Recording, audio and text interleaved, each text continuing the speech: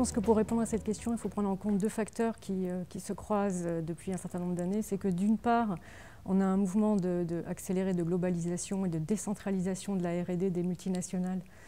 Donc ça, c'est très clair. Et d'autre part, on a la volonté et la montée en puissance de la Chine sur le sujet innovation. Donc ces deux facteurs s'entrecroisent et pour une multinationale étrangère qui est déjà active en Chine se pose la question aujourd'hui et plus que jamais, quid d'un centre de R&D en Chine? Quelle est ma stratégie de R&D sur le marché chinois? Déjà, est-ce que j'en ai une pour le marché chinois spécifiquement? Est-ce que j'en ai une à l'échelle globale? Et comment me positionner sur ces sujets-là?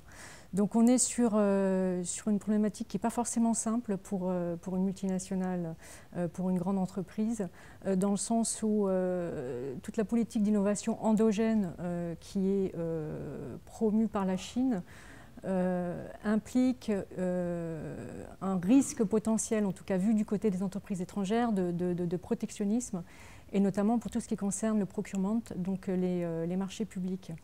Et d'autre part, pour les entreprises étrangères et surtout les multinationales, on se dit, bon, en termes d'innovation, la Chine a désormais des ressources, c'est devenu un pool gigantesque en matière d'ingénieurs, de chercheurs et de scientifiques. Et donc, elles ne veulent pas non plus passer à côté de ça, elles veulent en être.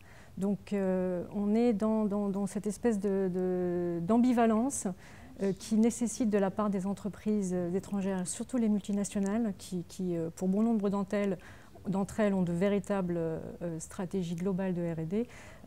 Donc, cela nécessite des choix stratégiques de mise en œuvre de leur positionnement en matière de R&D sur le marché chinois.